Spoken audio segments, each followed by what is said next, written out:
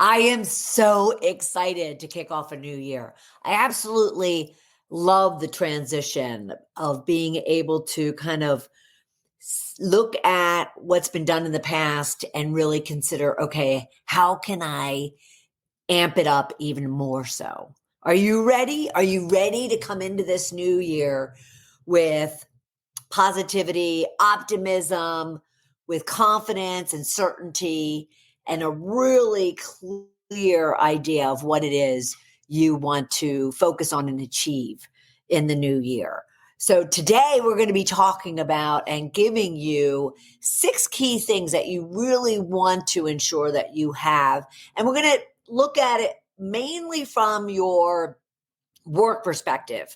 If you want corporate success, these are 6 things that you should absolutely ensure that you have laid out, thought about, are intentional about, and are working toward putting into place. And if you already have it into place, then making sure that you're acting on it consistently each and every day throughout the year so you can achieve the goals and the dreams that you have for yourself. All right. So stay with us. Welcome to Shedding the Corporate Bitch, the podcast that transforms female corporate executives into powerhouse leaders by showing them how to shed the challenges and overwhelm, along with any fear, insecurity, self-doubt, and negativity holding them back. I'm your host, Bernadette of Ball of Fire Coaching, bringing you powerhouse discussions each week to share tips, advice, and sometimes tough love so you create the riches in your work and life you deserve. Let's do this. I want to make a toast. I want to make a toast to every one of you out in our Shedding the Bitch community for making this past year the most transformative, growth-oriented, fun, exciting, challenging, inquisitive, curious, and just overall a fabulous, fabulous year. And I'm so looking forward continuing our growth and our relationship and our bonding in the coming weeks and months of the new year. I hope you are too. And that's why I really wanted to arm you with 6 must-haves that will really help to ensure that you have the corporate success, the success at work that you're looking for. All right. So we're going to walk through these 6 must-haves with some tips along the way. Make note of them. All right. And then I would love to connect with you. You can go out to LinkedIn and join me there to leave your comments or your questions, or if you're having any, challenges of your own, really kind of working your way into the new year with a lot of clarity and a lot of confidence and energy and determination, persistence and consistency. Then, feel free to reach out to me on LinkedIn with any of your comments or your questions. All right. But let's get into the 6 must-haves for your corporate success. The first one, as anyone can imagine, is goals. It is a new year. We're not talking resolutions, although, it's a slippery slope. But we're talking about goals, and there's, different views on goals, whether or not you need them or not, whether or not they're valuable, whether or not they really help you achieve anything. I will only share with you within myself and within my community, both professionally, with my clients, as well as within my Shedding the Bitch community. Goals are very important. Goals give us our compass. Goals give us our direction, our purpose. We know what we're getting out of bed each and every day for, and working our tails off, not working necessarily hard, but smart, and really kind of staying focused on that direction that we've set for ourselves. That's why I find goals to be very important. Now, as you can imagine, there's a whole slew of experts out there sharing how they define, how they help individuals define their goals. And one of the primary methods that is out there is the SMART goal methodology. And I have to say, I haven't found much beyond the SMART goal methodology and why recreate something that's already out there than the SMART methodology. But I have put my Bernadette spin on it, and I call them Smarty goals. So I will share with you exactly what that looks like. Go into it just a little bit, what the methodology overall is. But then you can always go back to January 3rd. So the first episode of last year, and take a look or listen at that full episode that goes into the Smarty Goal methodology. But let me give it to you simplistically. So the SMART goal methodology is an acronym of specific, measurable, actionable, relevance, and time bound. And it looks like pretty much S being specific. Be as possible about what it is that you want to achieve, what it is that you want to obtain. Feel it, smell it, touch it, visualize it. Just go through all the senses and make it as realistic in the present as possible.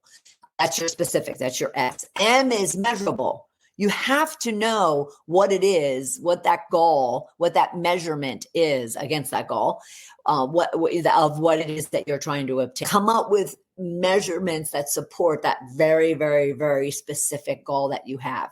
When you look at specifics, I'll go back to for a second. Look at who, what, where, when, why, how. When it comes to really getting into all those specifics, and then make sure the measurements support those specifics. And then, of course, you have to have actions, a plan of action against those goals, those specifics of which you have those measurements.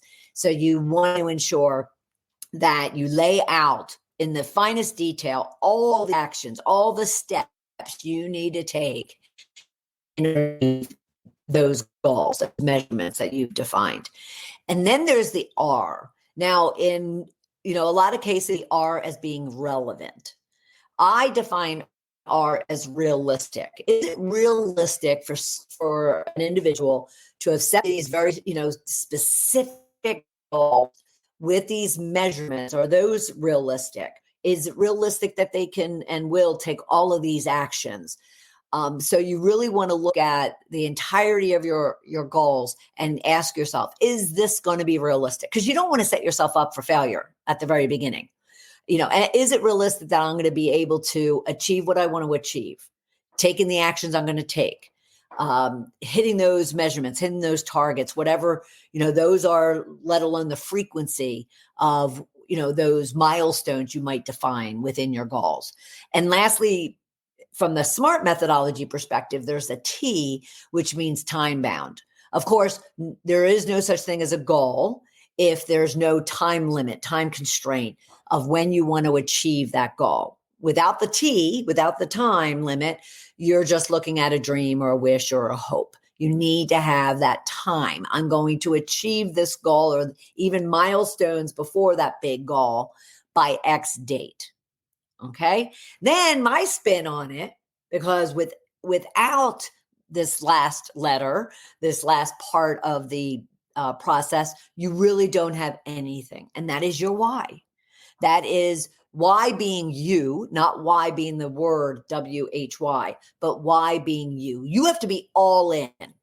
Once you define this smarty goal framework for yourself, you have to then make a commitment, almost like you sign a piece of paper saying, yes, I sign off on these specifics, measurements, actions, the fact that it's realistic and these time limits. And therefore, now you've turned them into smarty goals of which you're all in on them.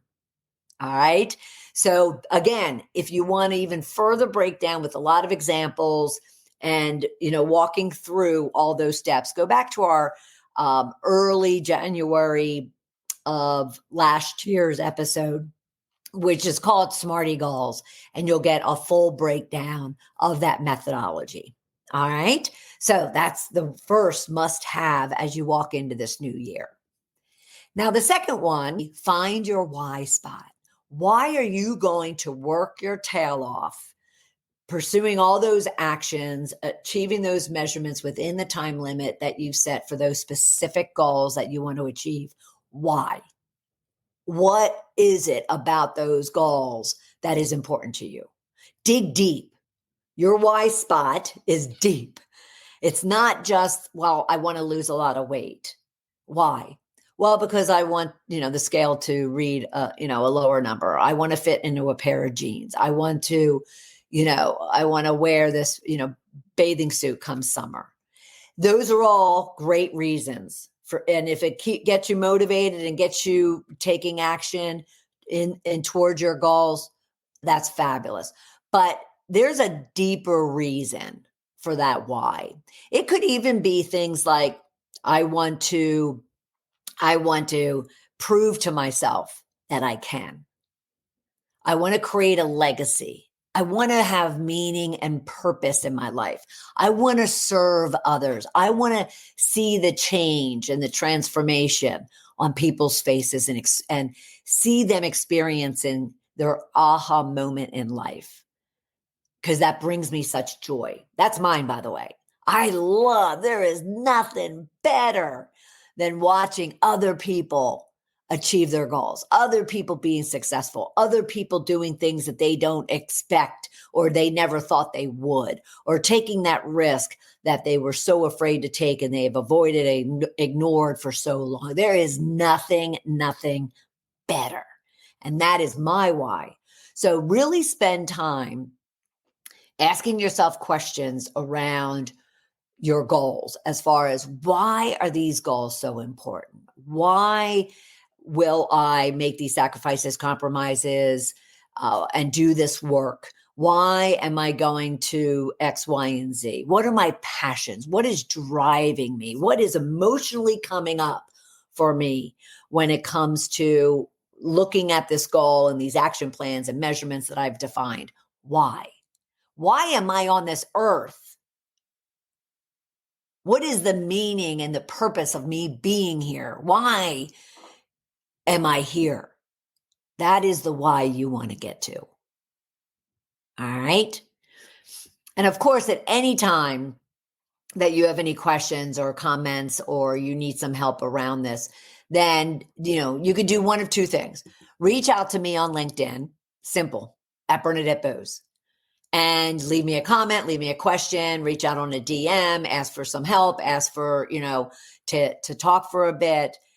If you're at all, whether it's defining your goals or even understanding and digging deep and really getting down to your core why, then don't hesitate to do that. And of course, you can always schedule some time with me. You can just go to coachmebernadette.com/discovery call and let's have a conversation about it. All right. You're not alone. And we're going to make this coming year even more successful and more exciting and more fun and transformative than the years before. All right. So that was your why spot. Number 3 is accountability. Of course, you can lay out this great plan with these beautifully defined, goals and measurements and action plans and say it's realistic and time bound and your why. You know it. It is just firmly, deeply embedded in everything that you do. Well, then you start acting and you start waning and you start getting discouraged and other people are discouraging you or trying to sabotage you. And then you're questioning yourself and doubting yourself. And all of a sudden you're falling, off your goal, off your plan. You could even go back to your why and you're starting to question, is that really realistic?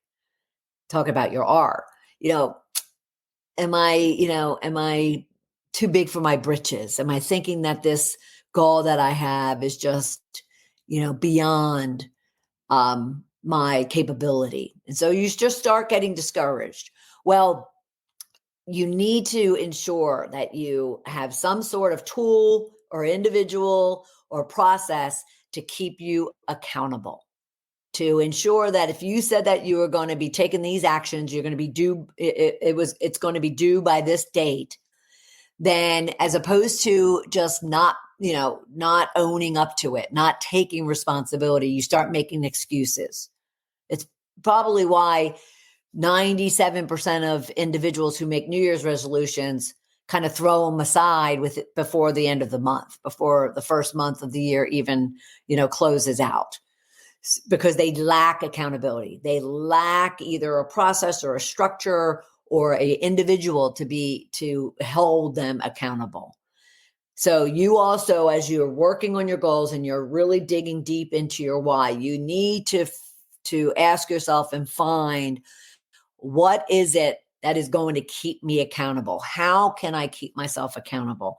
What is going to happen if all of a sudden I'm not holding myself accountable? I'm making excuses, I'm ignoring, avoiding, deleting, whatever the case might be. What is my accountability process to making sure that I stay on track? Because my why, if it's that deeply seated, your why should bring you back, even though you might get off track, and it's natural, but your why should pull you back on track and into your accountability place. I mean, I'll never forget when I first started my business. It was first called the Bose Group. And I laugh at it because it was just so ridiculous to me. I had this idea when I left corporate that it would be this mega conglomerate consulting business, compete with IBM's and be as big as IBM and whatnot. So I structured it around the very formal, polished, rigid experience that I had throughout my corporate career. And I called it the Bose Group because I wanted it to be big. And if it brought in family members to be part of it, that would be fabulous. And yet for the first year and a half, 18 months, I just never could sell it. Not sell it to the point where I was getting clients. That was the end result, that I wasn't getting clients, but I couldn't sell it to myself. It wasn't congruent and in alignment with who I was. It wasn't my why. It didn't feed my why. It fed a lot of other things like my ego and my greed and whatnot at the time, but it really didn't feed my deep-seated why because I didn't understand it. I didn't know it at first. And so I would kind of, find myself sitting on my couch, not prospecting, not networking, not engaging, not, positioning or presenting what I was, servicing and what I was putting out there as part of the Bose Group. And I didn't have anything, not even a process at the time of holding myself accountable. So it was kind of like, well, no one's looking over my shoulder or no one's questioning me. I no longer work, in corporate. So I no longer have a boss. I'm the boss. And so it was really easy to lose focus and accountability because it was just me to answer to at the time.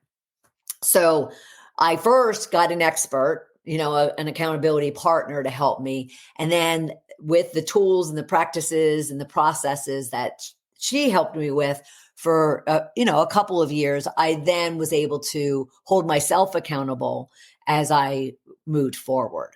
But that didn't stop me from then ensuring that I always had a pseudo accountability partner, in my corner, which brings me to number 4, a mentor or a coach.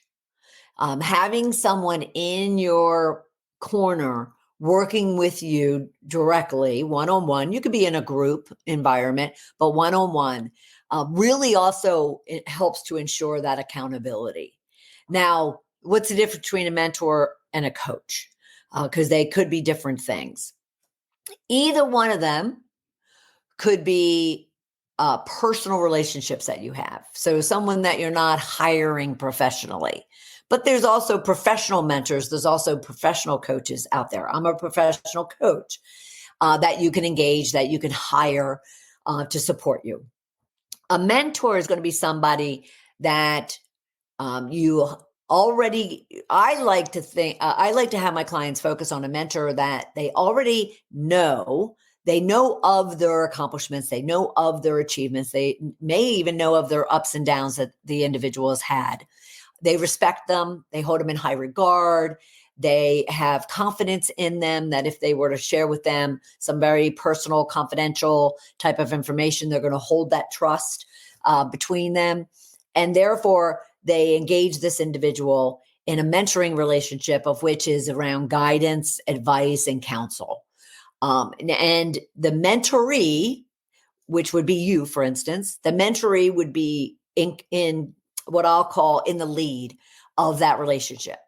So they would ensure that they have a really good understanding of why they want to mentor, what the objective is, what it is they want to accomplish from that relationship, how they want that relationship to operate, meaning, we're going to meet once a quarter, once every couple months for an hour, for a half hour, on a phone call, in person, at lunch, whatever the case might be. The mentoree ensures the structure and the objective of the relationship, and then shares it with that individual, and then ensures that their mentoring sessions and mentoring relationship is initiated, executed, however you might want to refer to it, and accomplished. So a mentor provides advice, counsel, guidance. Say you have an opportunity to advance and you want their advice around it. Say you want to learn how to work with certain individuals or certain types of individuals, personalities, styles. You would ask this individual, this mentor, for advice and ideas around. If you are struggling with something, you might ask them for their counsel as to how to handle it. That's a mentor. A coach is someone who really invests in your goals. They invest in you establishing a goal, those measurements, everything we talked about in the goals piece, and working toward them to achieve them. So they almost are invested in you achieving your goals. And in some cases, you not achieving them. Because what a coach isn't going to do is they're not going to do the work for you. They're not going to necessarily tell you what to do. Coaches often should be asking you a lot of questions for you to come up with the answers and to come up with what it is that you need to be doing next. Now, sometimes, and I'm a coach / consultant, sometimes, they will interject, ideas, or they may lead you to the question or the answer or the next step or the action that needs to be taken. They're not necessarily going to prescribe it out for you. They're going to want you to kind of formulate your own responses, so to speak. So, but a coach is also going to, understand what that goal is, understand what those measurements and action plans and time limits are. So then you're working toward them. They're holding you accountable. So there's an element of how you can incorporate accountability, and then, they're targeting that end timeline and goal with you as a partner. Okay. But having one, or even both, but having one of those two in your network as you go into and advance through your career is just really vital, because it provides you that individual that you can fall back on. You're not going to fall back on them to where then they're going to kind of solve the problem for you or get you to that next level. But they are there to, again, advise, counsel, guide you. So you make the decisions, you take the actions, you take responsibility and accountability for your progress. So it's just key. And you find that those, especially those with more coaches than mentors, because again, mentors are there to advise, guide, and counsel. Add to it the fact that a coach is invested in those short-term goals, or even long-term in some instances, and you taking the steps and the actions and the accountability to get yourself there. And so you can imagine that your accelerated success as a result. All right. Now it feeds right into our number 5 must-have, and that would be having your posse or your tribe, a network around you. You might often hear that the 5 people closest to you in your circle pretty much determines your degree of success and your achievement, because we attract who we are, right? We kind of bond with people that are very much like us. And therefore, A simple example would be, therefore, if you're always hanging out with, with people at your same level, if you're hanging out with the people that, are in the same economic level that you are, or the same career level that you are, and you don't have anyone in your network, in your close bonded tribe that is where you want to go and where do you want to eventually land up, well, then you're oftentimes going to be persuaded and influenced and pressured to stay right where you are. That often happens in a personal life perspective, as far as say you're surrounded by individuals that aren't necessarily fit and focused on their health and fitness and activity and wellness, and you want to be. You want to, your new goal is you're going to run a marathon, or you're going to go into a weightlifting competition, or you're going to take on losing a whole slew of pounds while getting fit, maybe doing triathlons, whatever the case might be. If you're surrounded by individuals that have nothing in common with that, you may struggle. I won't say you won't achieve. You may struggle because they're not going to be able to relate to you anymore. Okay. They're going to have a hard time supporting something that they don't get, understand, or believe that they can do themselves.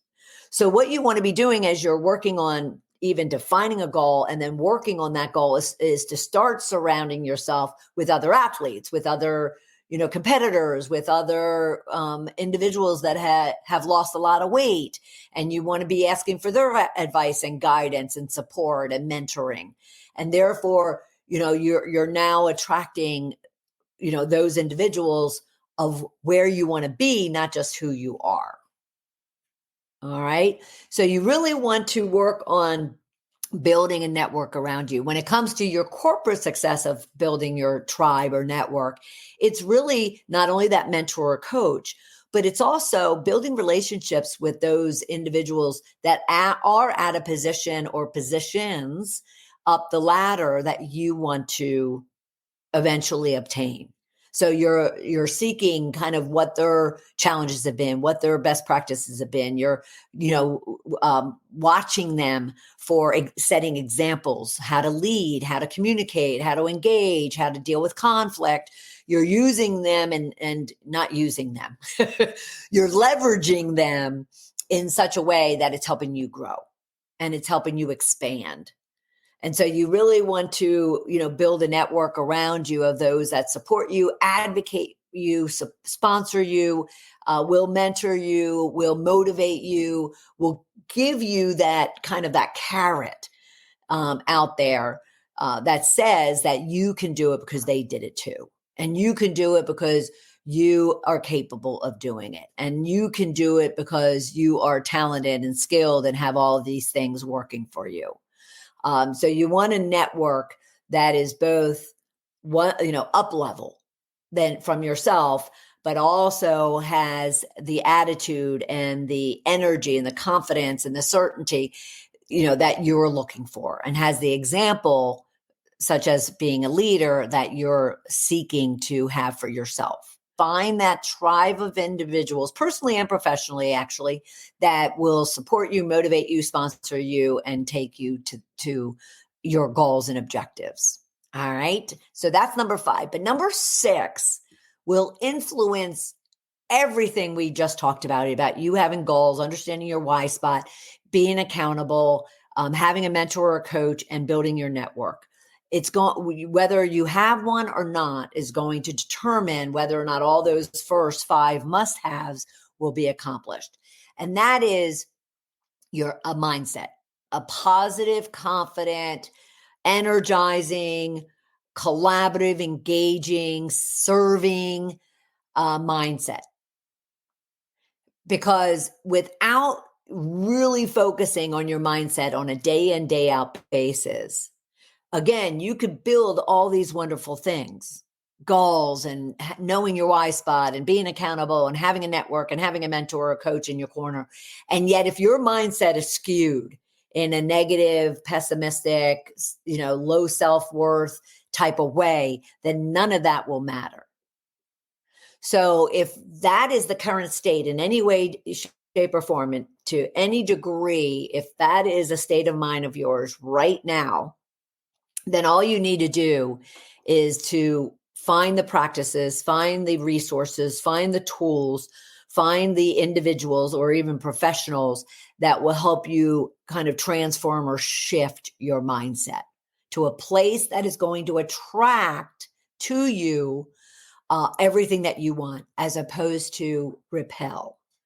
I'll never want to live through it again, but I'll never forget when I realized that for the first, I would say 6 or 7 years, maybe even 8 years of my business, I was more so pushing business away, or pushing opportunities, I'll call it opportunities, personally and professionally, away, than I was attracting them. And actually, I probably did that from even a relationship perspective.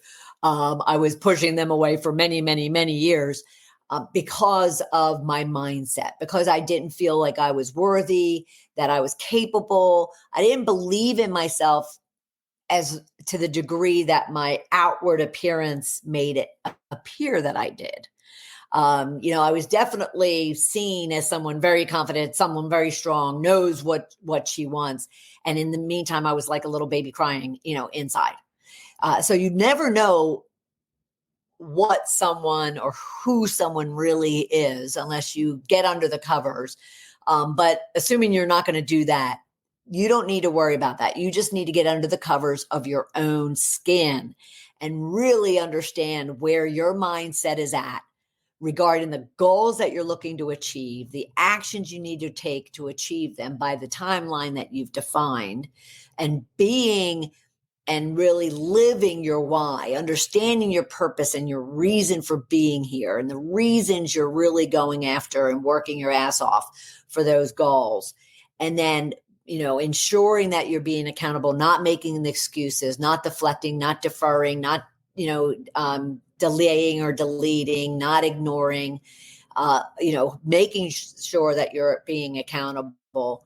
And if you happen to be blessed and happen to have done the work to find a mentor or a coach and have the network that will help you kind of not only get there, but maintain it and then enhance it and enrich it and grow your mindset, then you're definitely going to struggle. And I don't want that happening to you, because there's no need for you to struggle. So each and every day you need to find those practices, those resources, and those people that will help you really dig deep, understand who you are, what it is you truly want, what you're willing to do to achieve it, and then work on chipping away and shedding, as we say here, shedding all of those fears, insecurities, doubts, and negativities that could be causing any type of resistance to you attracting what you want. But I know when I took a look at